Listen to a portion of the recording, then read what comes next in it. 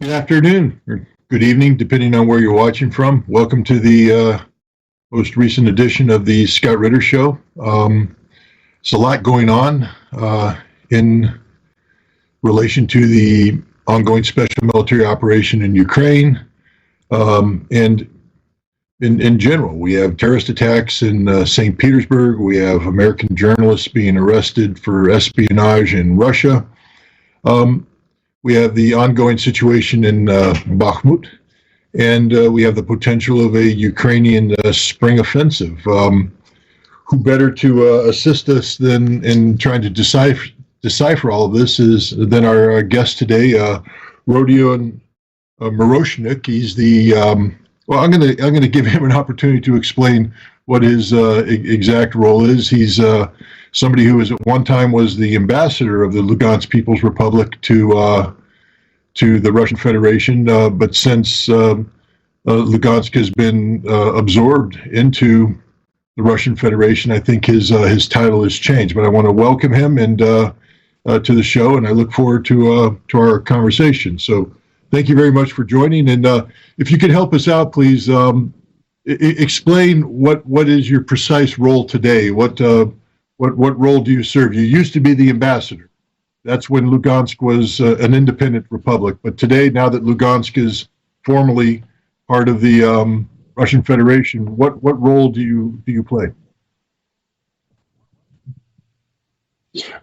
Thank you so much for your kind invitation. That's a privilege for me to take part in your show because I heard a lot of very good things and we actually share a lot of thoughts. So what my status is, certainly I am an ambassador, but I'm an ambassador of 2022 because the Luhansk People's Republic is now part of the Russian Federation. I'm an analyst. I'm watching all the major events. I'm dealing with the humanitarian projects, and as for my future functions in Luhansk, the time will show how it will change. But now I'm telling people about what is going on in Luhansk, what is our attitude towards the processes taking place in Russia, and what processes are taking place on the front line and next to the front line. This is what I'm focusing on. I'm a co-founder of a project which is called Helping or Assisting Ours. We're helping the people who are living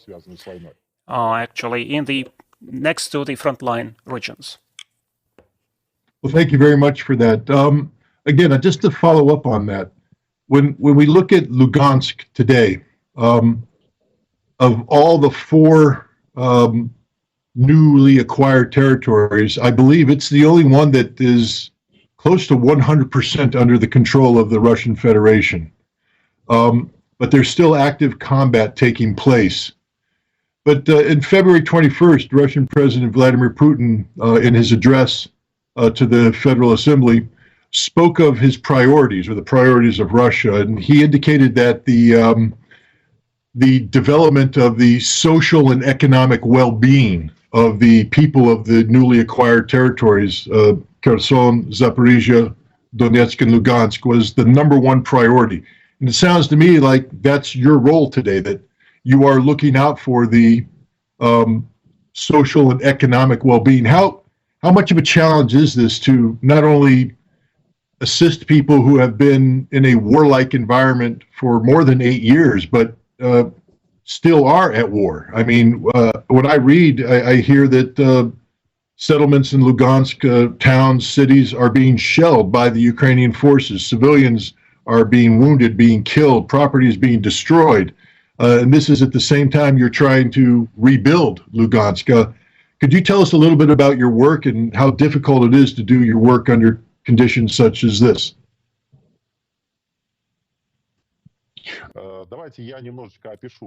Let me describe the situation at hand that I now see in Luhansk. And you have correctly said, almost the whole territory, 100% of the territory is totally liberated. It is under control of the Russian Federation. Before, it was controlled by the Luhansk militia, but now it's been controlled by the armed forces of the Russian Federation. But the northwest of our territory, that Lysychansk, Kremenna, Svatovo, they are next to the front line, and there are 24/7 hostilities going on. And despite the fact that we maintain the initiative and we may actually advance 100, 200 meters a day, and we destroy as much hardware and material that's been launched by the Ukrainian forces all the time, and all the time they want to recapture some of the territories. For instance, Crimea suffers a lot of shelling and strikes almost every day, and certainly this affects the humanitarian situation. About a week ago, I visited Crimea, and I must say that this city, despite the fact that we are fully in charge of it, we cannot restore it, we cannot rebuild it, because it's very difficult to supply water and electricity, and there is no communication there.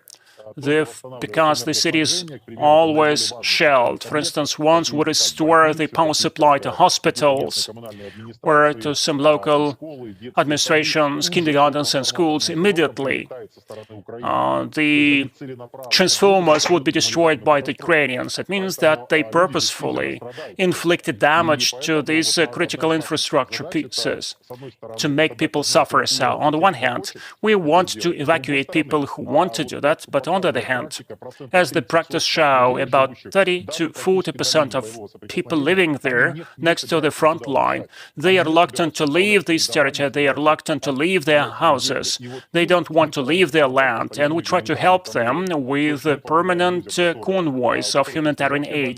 We help the people who have little kids or whose elderly are ill. So our project supplies all the necessary commodities to these people, and we do that every 2 weeks. We send a convoy of trucks to Crimea in order to supply most necessary amenities to these people in order to let them survive in the current context. Unfortunately, Lysychansk, Severodonetsk and Rubezhne are almost totally destroyed, and it is very difficult to restore an infrastructure there. So it means that Ukraine strikes these cities, preventing us from bringing necessary construction materials there. But there are even general plans designed for certain cities, how they should look like, and there are people who can start rebuilding these cities. But as far as there are daily shellings, it is not possible to do anything about that. But it doesn't mean that the whole territory of Luhansk suffers from that. The situation in the capital of Luhansk People's Republic, in the city of Luhansk, we made a lot of advances.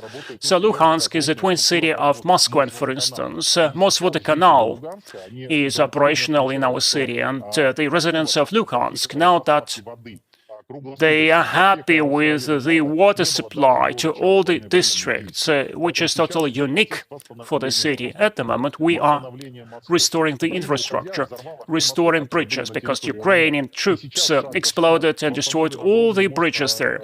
Step by step, we restored a bridge to Rubezhne and Shasty. All in all, there are about 20 bridges which have been rebuilt thanks to the efforts of the military and the civilian companies which assumed that responsibility. So it means that where we can provide for at least relative security, we do a lot of rebuilding.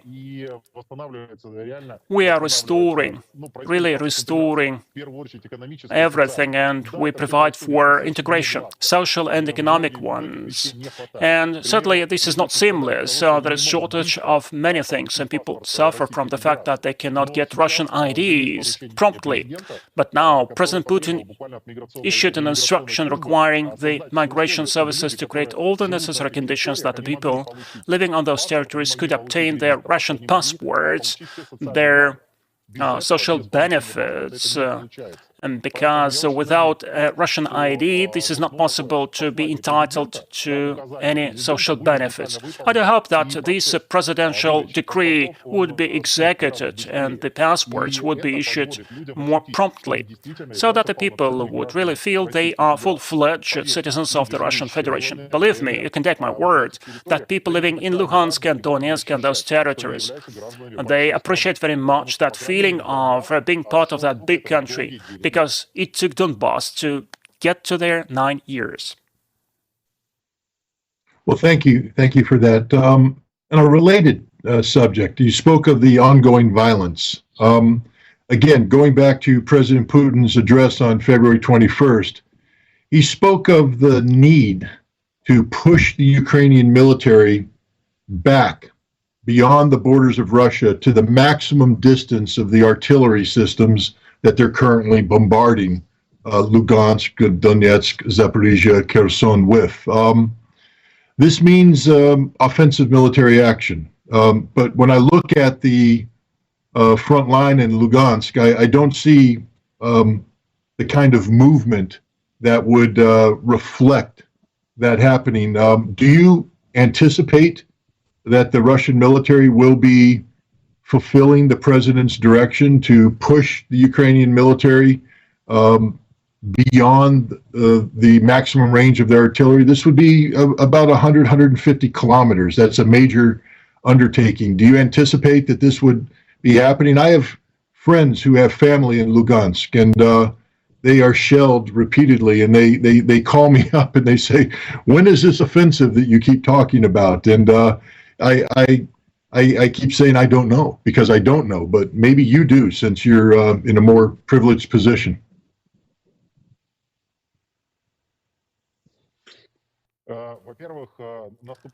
Well, first of all, the offensive certainly would be, because no one has changed the objective that was put forward in the very beginning of the special military operation. Ukraine, as a toxic entity in that shape, will not let us live peacefully until we demilitarize Ukraine, our territory. However, we push the front line. However far we can push the front line, we will not be living peacefully. Therefore, not only we have to push the front line as far as possible, but the armed forces of Ukraine that are sponsored by the West, we have either eliminated them completely, or at least we have deprived them of the opportunity to undermine our security, so that they could not shell us. They should not be able to make a strike in years' time, or 2 years' time. We are not going to let them have a break. The situation is quite favorable for us because, for instance, in Artyomovsk, in Avdiivka, and next to Seversk, that's the cities of Kremina and Lysychansk in that direction, which we call Severskoye and Krasnoliman area. We have to eliminate as many Ukrainian military as possible. We see that actually there is a lot of hysteria in the West. They try to supply as much equipment to the Ukrainian forces as possible, and certainly would like to destroy these weapons next to the western border of Ukraine, where we can reach it. But as far as it has reached us, we find ourselves in a more privileged position. For instance, in Bakhmut or Artyomovsk, which is the second name of that city, we are destroying the weapons there. And the military supplies which have been sent to Ukraine certainly will not change the balance of forces. But there is one more important thing. As a military, you can understand that clearly. Global offenses, large-scale offenses, would require proportionate victims. So let us wait. Ukraine cannot wait with its counteroffensive, because actually it is doomed to die. And we tell them, hurry up, start your counteroffensive, and we finally will put an end to all your attempts to make a breakthrough. You want to make a breakthrough to Melitopol or to Mariupol, you want to make a breakthrough to the Azov Sea. We are ready actually to neutralize or eliminate the military equipment which has been, and military weapons which have been supplied to you by the West. We have all trained military and personnel who find themselves in a much better position in terms of their location.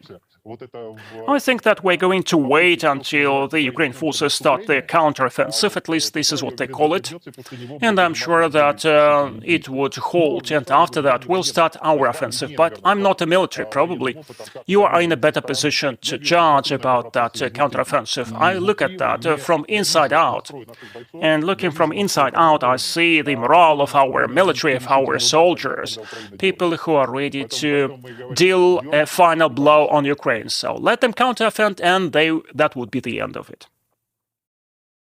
No, I agree with you from a purely military theory position. The Russian military, which borrows its doctrine from old Soviet doctrine, always trained to receive the attack of NATO and then counterattack. And so it would be logical to let the Ukrainians expend their force in a spring offensive before launching a major offensive. But there's a major battle taking place right now in Bakhmut, Artyomovsk. And some people, including myself, have likened this to, some of the critical battles of the Great Patriotic War, the Second World War. A decisive engagement. If you listen to people such as Mr. Prigozhin, the director of Wagner, which plays a big role in the Bakhmut fighting, he has indicated that the Ukrainian army has been virtually destroyed because of this fighting. Do you share that assessment? Do you view the Bakhmut fighting as being one of the more decisive battles of this conflict? I'd be curious what you think.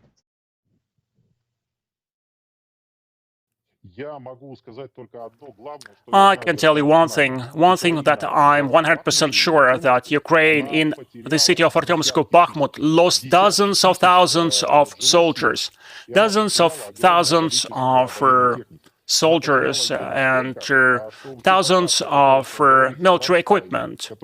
And the supplies which have been mentioned in Ramstein and which are mentioned in various countries of the West certainly will not compensate the losses suffered by Ukraine.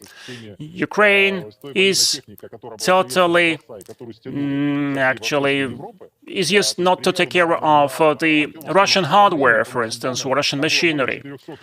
I think that in the city of Artyomovsk, they deployed about 400 Soviet tanks, and now the whole world is supplying about 100 or 200 tanks. And Ukraine used to have about 400 tanks, and they all destroyed. Therefore, such supplies are more of a psychological nature, and Ukraine is paying for these psychological attempts. Zelensky believes that if he retains Artyomovsk as long as possible, the more money he would be given. But the West says, we have given you enough.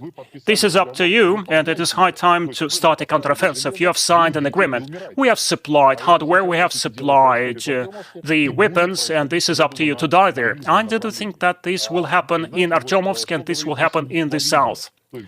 And we see some symbolic nature of that. Ukraine, in order to prevent us from raising a flag in Artyomovsk, they exploded the very building of the local administration, of the mayor's hall. So they exploded that building to prevent us from raising our flag. But we can actually put the pole of the flag right onto the ground.